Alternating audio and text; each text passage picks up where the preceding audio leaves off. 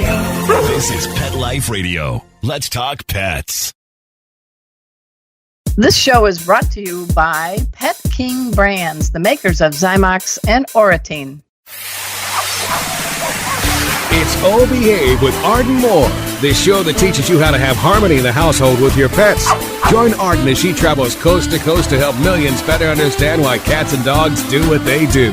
Get the latest scoop on famous faces, their perfectly pampered pets, and who's walking who in Rin Tin Tinseltown. From famous pet experts and best-selling authors to television and movie stars, you'll get the latest buzz from wagging tongues and tails. Garner great pet tips and have a doggone fur-flying fun time. So get ready for the pause and applause as we unleash your Oh Behave host, America's pet edutainer, Arden Moore.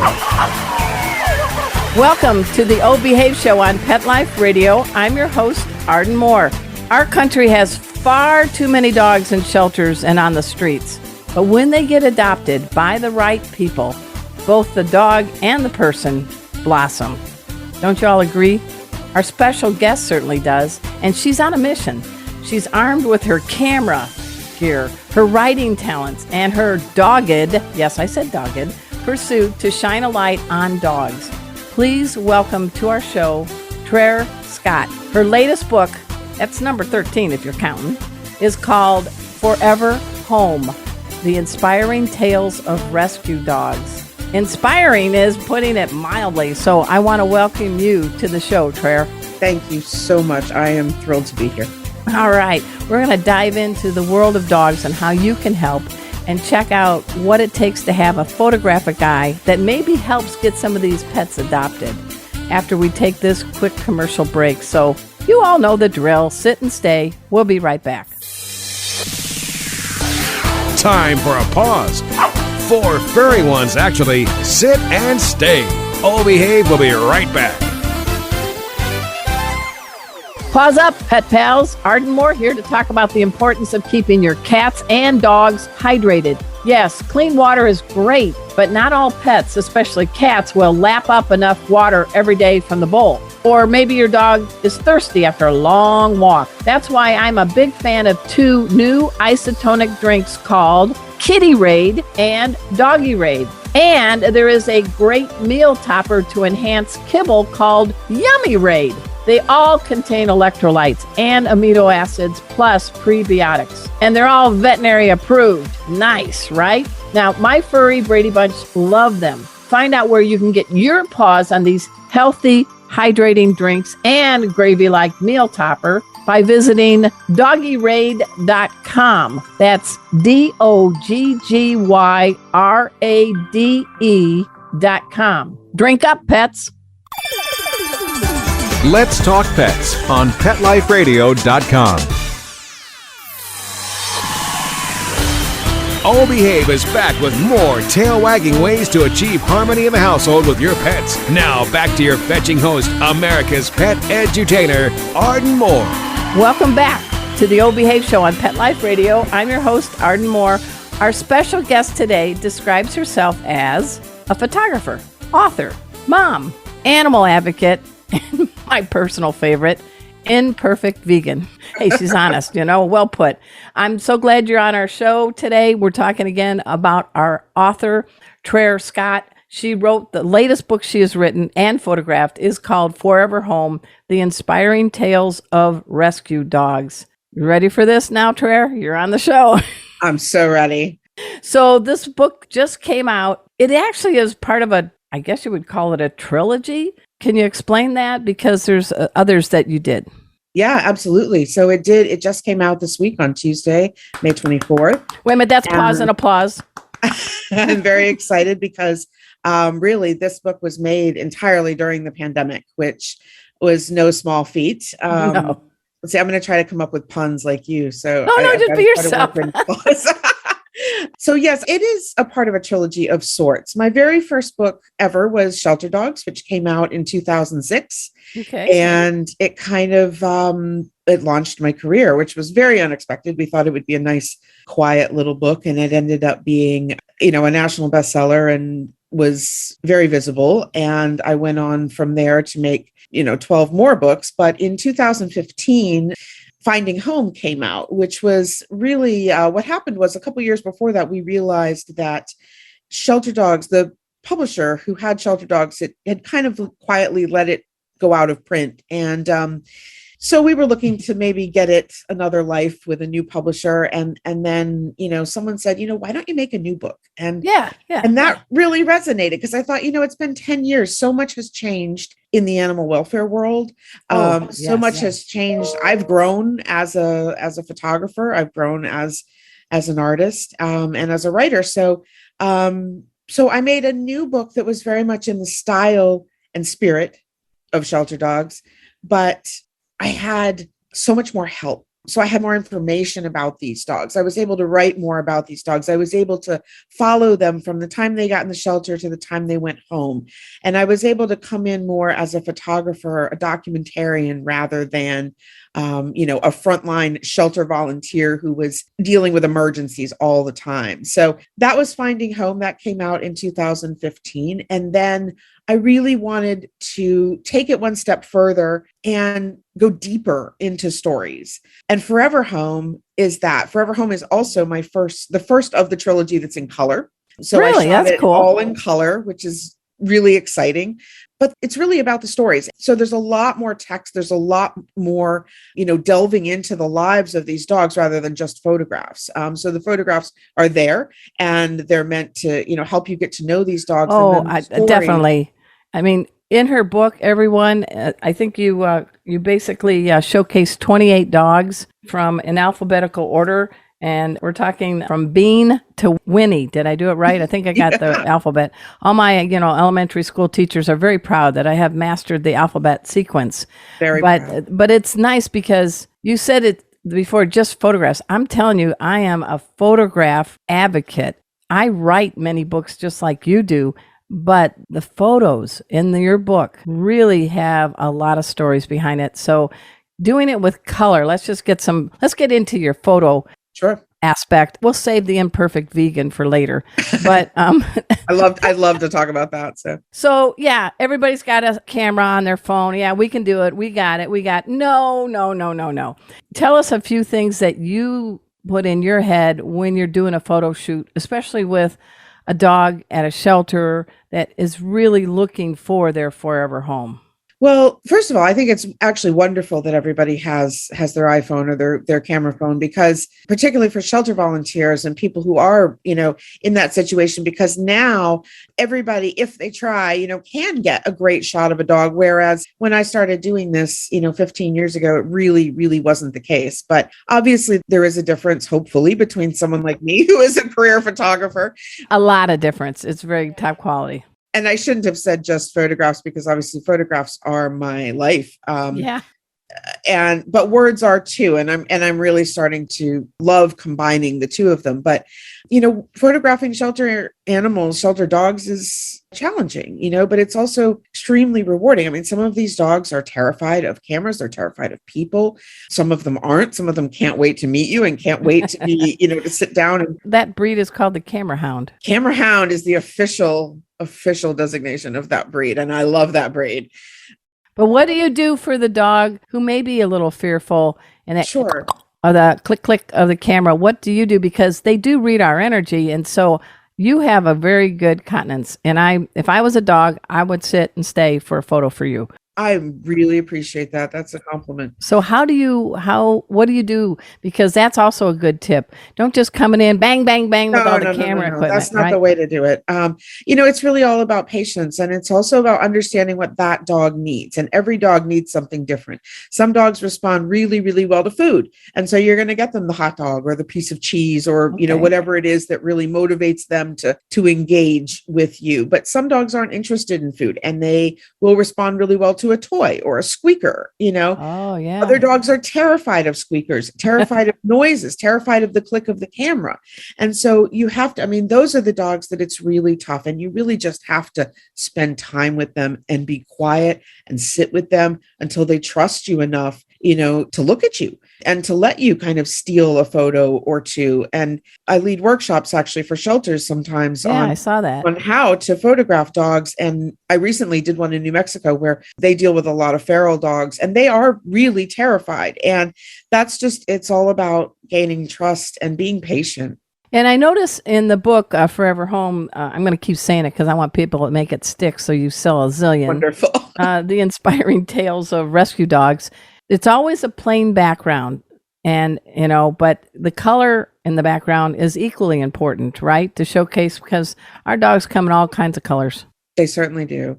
I tried to stay with, I'm very partial to a black background just because I love the simplicity and sort of the classic elegance of it. And it really works well for almost any dog except for dark black dogs. But even that you can make work. But since this was in color, I wanted to bring in color, but not too much, so most of these are very neutral colors that complement the color of the dog and let them shine. I like a lot of simplicity in the photograph when it comes to dogs, because really what I want people to see and what I'm looking at is that dog's face and that dog's soul and their personality. Yes. So I don't want, anything really to detract from that. Yeah, folks, there are no polka dots or stripes in her background pictures, promise you. No bows, no. I think, as a writer too, less is more, and each word needs to be very effective. And you also did that, because I've taught people and say, pretend you're in a rowboat with a bunch of words and there's a leak and you're in the middle of the lake and you don't know how to swim. So what words can you bail out and fantastic. Still have the same strength, the same message? Well, that's because my favorite writer is Ernest Hemingway, and he is Mr. Terse. Indeed. Each of these is like a vignette in your book, and I really do like how you've done that. So if you don't mind, we're going to start before we take a break. We're going to go through a few of ones that I really like. Great. And folks, you've got somebody that's like superpowers. She can take that photo and she can tell that story, and not everybody can do that. So I was going to say hats off, but pause up to you, Traer Scott. And before we begin, because my name's Arden, your name is Traer. Come on. How did you get your name? I wish I had a good story for it. I really do. But the truth of the matter is my parents, close friends, named their daughter Traer. And they liked it, and they named me Traer. It's really the most awful. Were you guys story. good friends, the double Traers? The double Traers. Did you guys like each other? We did. Yes, that's we were good. friends when we were children. So, and we're Facebook friends now. That's hilarious. I'm named after my sister Deb and Karen. Yes, I have a Deb and a Karen. Double fun these days. And I was named after their babysitter. There's a lot of naming after babysitters. Yeah. It makes me wonder. Anyway, one of the ones that you start with is a sweet, sweet pup named Bean. And Bean, the story you're going to tell, Bean was trampled, I guess, at a puppy mill incident with a horse. Yeah, there are a number of puppy mill dogs in the book. And that was actually really, I think, one of the most fascinating things to deal with. I haven't really worked with puppy mill rescues before in the past, and I've always wanted to. And, Bean and the other puppy mill dogs in the book all have absolutely harrowing stories about the injuries and the neglect that they suffered at these mills. And fortunately, we're given a small bit of mercy and delivered or dumped off, to a wonderful rescue, which is a Tale to Tell puppy mill rescue who takes in all of these dogs in Pennsylvania. Nice. And gets all the vet care they need, puts them in foster, and then eventually, when they're ready, puts them into their forever home. So in the case of Bean had to have surgery, right? Yes. Definitely. A lot of the dogs do. One of them, Carl, was an amputee in the book. Winnie has one eye. Most of these dogs have to have some sort of surgery to fix the injuries or the infections that they have gotten in the puppy mills. Well, this is a key thing that I'm going to quote because I'm an ex-newspaper reporter. Traer said, "The journey to a forever home isn't always a straight line." That says a lot. Traer. Because sometimes it's a roundabout, right? A lot of times it's a roundabout. I think that we all like to think that a dog gets adopted and that's it. Yeah, end of story. End of story, happy ending, move on. Sometimes it is that way, and that's great. But, the dogs in this book, it isn't that way. They've had long journeys, and it has been a very crooked journey in a lot of ways, a lot of twists and turns, a lot, these in their short lives, they have experienced more plot twists than most of us ever will. What we're going to do is we're going to give that shining example of a dog named Froggers, but we're going to first take a break. So everybody sit, stay. We'll be right back. Time for a walk on the red carpet, of course. All Behave will be back in a flash right after these messages. Hey, pet pals, Arden Moore here. Itch, scratch, rub, chew, repeat. Does that sound like what's happening to your pet? Help is here. Zymox skin and ear care products can help calm and soothe your pet's angry skin or red infected ears. For over 20 years, Zymox products have been helping pets find relief for these conditions. For that itchy pet, Zymox shampoo and leave-on conditioner combines a special blend of ingredients that moisturize, hydrate, and provide soothing relief. For those hard-to-treat areas like body folds or the paws, easy-to-use Zymox topical cream and spray are great options. And for those nasty ears, Zymox Ear Solution is amazing, and you don't even have to pre-clean the painful ear. No pre-cleaning? Hooray! All Zymox skin and ear products get their effectiveness from enzymes. Zymox contains no antibiotics and no petroleum byproducts, just the soothing power of enzymes. Zymox can be found at your veterinary clinic, most specialty stores for pets, and online. And you can save 20% off any Zymox or Oratine products on Zymox.com. Just enter the code ARDEN20 at checkout. That's ARDEN20. Visit Zymox.com. That's ZYMOX.com. Pause up. Tevra Pet knows there's a lot in your life that you worry about. We want to make sure your pet's flea and tick protection isn't one of them. Tevra Pet offers vet-quality flea and tick protection that has the same active ingredients as leading brands like Canine Advantix 2 and Frontline Plus, but that cost much less, which means you can give your pet total flea protection worry-free. Tevra Pet, helping you and your pet live your best life. Online at tevrapet.com. That's TEVRA pet.com. Let's talk pets. Let's talk pets On Pet Life Radio. Pet Life Radio. PetLifeRadio.com. Hi, this is Margaret Cho. I'm with Arden Moore on the O Behave Show on Pet Life Radio, so please listen. We're back from the lot. Just checked the paper and we had a record showing at the box. The letterbox, that is. Now back to O Behave. Here's Arden. Welcome back to the Old Behave Show on Pet Life Radio. I'm your host, Arden Moore. We're speaking with Traer Scott. She is a multi-book author. That doesn't mean she has multi-personalities. It just means she has multi-books. And she's an accomplished photographer. Her latest book, which we're talking about today, is called Forever Home, The Inspiring Tales of Rescue Dogs. It's printed by Princeton Architectural Press, which sounds very impressive. And we do have Kevin Bacon's 6 Degrees of Separation connection. Did you know that, Traer? No. Well, years ago, I was on a book tour for Story Books and Workman Publishing, and my publicist was Wes Seeley. We have the same publicist.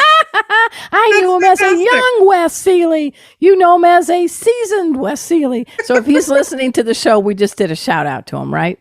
We did. That's so cool. I love it when the 6 Degrees of Separation comes into play. It's so much fun. So let's talk about Froggers, because Froggers, unfortunately, oh my gosh, what a life. Yeah, indeed. Frogger I love that he's in this book because I think he represents so many dogs in this country. Then you don't necessarily ever hear their stories. These long-term shelter dogs who really, everybody has, the only reason that they succeed is because somebody at the shelter believes in them and keeps giving them another try and another try and another try.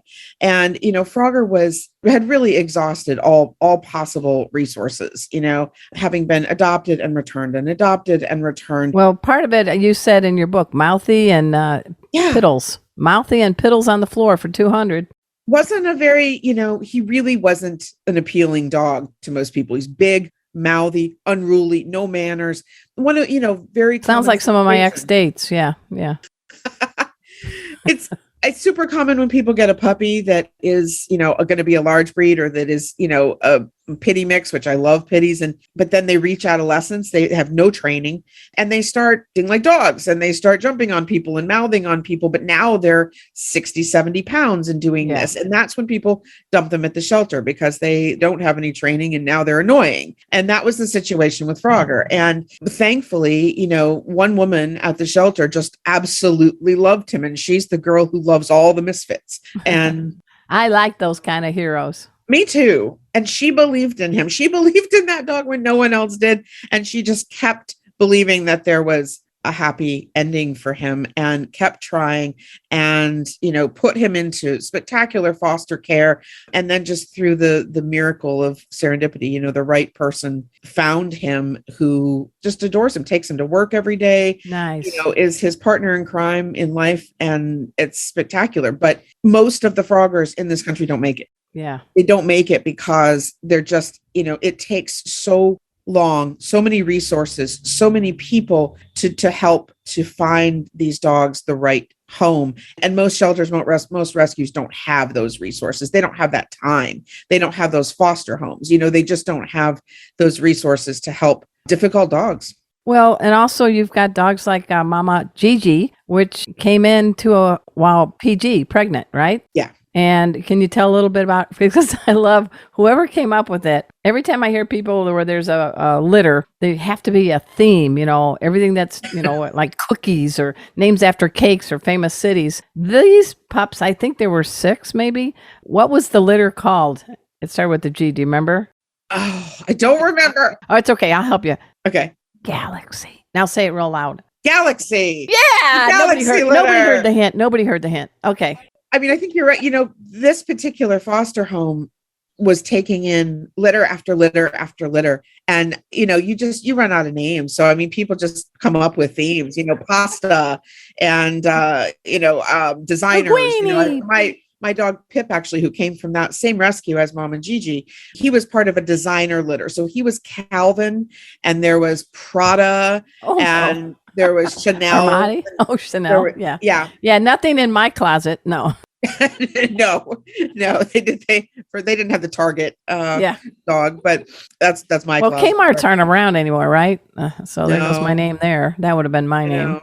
They didn't have an Old Navy dog either, which would have been, my spirit animal. But I like that. So that points to this. There's a special kind of person to be a foster for a dog. Talk about that. And also to be a foster for a mama and a litter.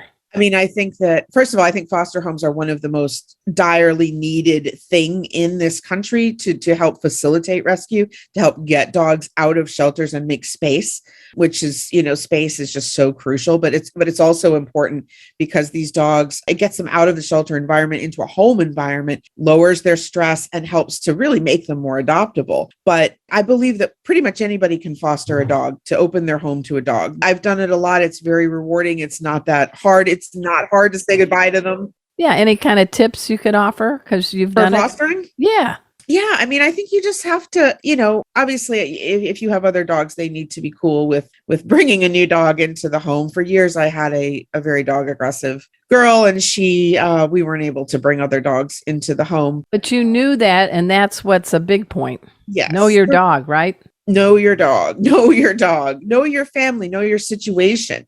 Do you have the time? Do you have the space for a foster dog? But most rescues are more than happy to give you everything you need: food, toys, bedding, vet care. Nothing's out of pocket for you. You just need to give the time and the attention. But raising a litter these people are saints. And they don't really want 8 hours of sleep. No, they hate sleep. They hate sleep.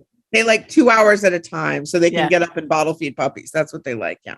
Well, I want to do a shout out to my oldest sister's retired. She was an ER nurse, the Karen of the Karen and Deb, and she and her husband live in Northwest Indiana. And now that they're retired, they have a few dogs, but they also foster a puppy or a dog. And I always hear Karen calls and said, "Oh, we got so and so now," and la la la la la. I think the hard part is knowing that you are a temporary blessing to that pup or dog, so the pup or dog can find a forever home. Anything you want to share about that? Because for some, you don't want to have too many dogs. No, you definitely don't want to have too many dogs. And I think there are a couple of joys of fostering. And one is that you do get to kind of borrow these dogs for a little while. So like me, I always think I want another dog, but I really can't sustain having another dog. So, I mean, fostering would be ideal for me once I get in a spot that I can do it again, because you get to borrow a dog for a little while. You get to give that dog all of this love, all of this attention, and then you get to see it graduate and go on. There's the word. Home. There is the word. It really is. There's be some T-shirt out there or something that says my foster dog is a graduate, and maybe psychologically that might help the person understand. Maybe we got something here. I have graduate. Look at it as graduating, because I hear so many people say, "Oh, I could never foster because I could never let them go." You really can let them go, because you have to just view it like that. That you are here, you are providing their education, you're raising them, and then they're going to graduate and they're going to go on to what's next, to their forever, hopefully their forever home. And I never really had a problem letting them go, because I just viewed it as that. And if you just enjoy them while you have them, and then be proud that you have readied them for the next step in their life, it's a really beautiful thing. Hey, we're speaking with Traer Scott. She is the author of many books, and the one I want you to get your paws on right now is called Forever Home, The Inspiring Tales of Rescue Dogs. And you want to know how to find her? We're going to say this once and at the end, but her name is spelled unusually. It's Traer and then Scott, Scott. So TraerScott.com. And help me with your favorite other social media venue, which is Instagram. How do people find you there? At Traer Scott. There's just an underscore. It's at Traer_Scott. All right.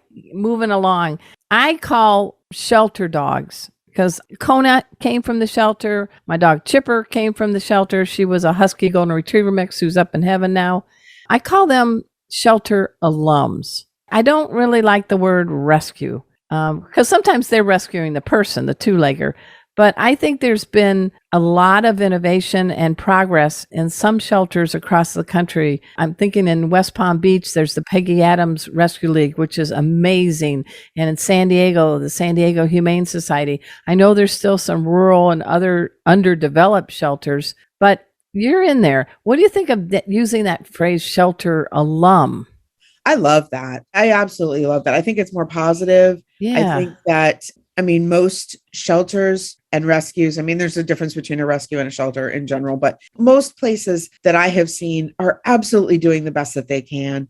And some places are fantastic, state of the art, incredible. I've been to somewhere, you think, wow, I would live here. I would love to live here. This is better than my apartment. It's totally better than my apartment. I love it. Some of them, even like in Peggy Adams, they have a cat cafe. I love that. Now, the kitties are not having lattes and cappuccinos. That's good. But you are. And you get to be hanging out with them, and their adoption rate has soared. I bet. But that takes money. I know it that. It does take money.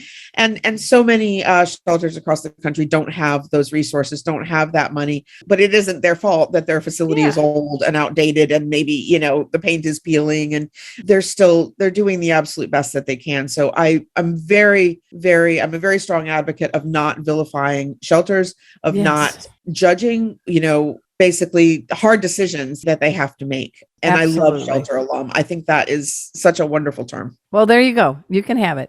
I would love it. I'm just kind of curious because in your bio, you did say you are, imperfect vegan. Absolutely. Time for you to fess up. What's that mean, Traer? It means, I am a vegan. I'm happy to be. It's for ethical reasons, but I also love the health benefits. But there's so much judgment, I think, within the vegan community, within the plant-based community. People judge each other too much. And wait, did that have honey on it? Is there possibly a bit of an egg in that cake? And no, that's just not the point. It's not the point. Right. The point is to reduce dramatically your consumption of any animal-based product. And I slip up sometimes, sure. And I have a donut that probably had a trace of egg in it, and I'm okay with that because it isn't about. Well, you're not sitting there doing a brisket. So there you go. But it's, we have a saying that's, progress, not perfection. And I think that so many people are afraid to go plant-based or to go vegetarian because they feel like it's an all or nothing thing. And it just doesn't have to be. It can be, just reducing the amount of meat you eat, reducing the amount of dairy you eat, in my opinion, is huge. It's not about perfection. Well, when I got married, I married a pescatarian, which isn't religious, fishy. And we actually treat ourselves on occasion to the Impossible Burger at Burger King, which I find to be far better than any other burger at a fast food. And we're really into plant-based proteins now. We just had lasagna that had no meat in it. Fabulous. But it did look like it had meat in it, but it was plant-based because I think it just, the world is only so big. Yeah. And there's a lot of demand. Even in the pet food area, they're coming up with products, treats that have insects in them, easily clean. Insect farms. I know that's not being vegan, but it's not eating cow. But they need protein. Especially kitties. Insects are a really viable protein of the future, to be honest. And will I eat them? I hopefully not. But I guess if I had to, I will. They're not vegan, but it's also, you're right, it's not a cow. Well, don't worry. To be a guest on our show, you do not have to eat a cricket or a spider. That is good to know. I think I'd prefer a spider over a cricket. I don't know. I don't want either. But no, thank you. So where is Traer Scott heading next? You've got 13 books. You're on this, hopefully going to promote Forever Home, the inspiring tales of rescue dogs. What's on your horizon for this year?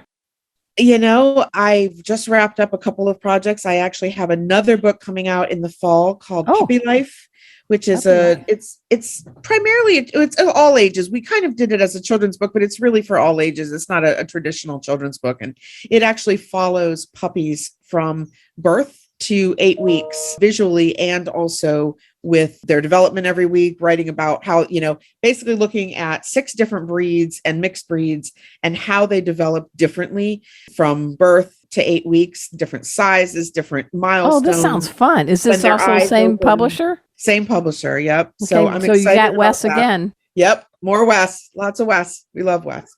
Well, I hope then you will be back on our show. I would love that. I kind of like puppies. Who doesn't like puppies, right? Yeah, I say that first year in your life with a kitten or a puppy, I call it the wonder year because you wonder where your sanity goes. You wonder why. Why did I do this? Grow up fast. Please get settled down. Please, please, please. I actually love slightly older dogs, but this was kind of a study in canine development, I guess, in a way. I like that very much. I look forward to hopefully having you back on our show. Any parting message you'd like to give? Oh, gosh. Well, as always, adopt, volunteer, get involved in any way that suits you. Everybody has a talent that can benefit the world. All right. I've really had a great time. We're speaking with Traer Scott. She is an author, a photographer, and an imperfect vegan. I also want to give a shout out to my producer, Mark Winter. He is the surgeon of sound. He's the executive producer of all the shows on Pet Life Radio. 7 million people tune in to all the shows. And humbly, our show, Oh Behave, has been recognized by Oprah Winfrey. We've won some awards. So everyone, I hope you go to my page, ardenmoore.com. And until next time, this is your flea-free host, Arden Moore, delivering just 2 words to all you 2, 3, and 4-leggers out there. Oh, behave. Coast to coast and around the world, it's Oh Behave with Arden Moore. Find out why cats and dogs do the things they do and get the latest buzz from wagging tongues and tails in Rin Tin Tinseltown. From famous pet experts and best-selling authors to television and movie stars, you'll get great tail-wagging pet tips and have a fur-flying fun time. All Behave with America's pet edutainer, Arden Moore. Every week on demand, only on PetLifeRadio.com.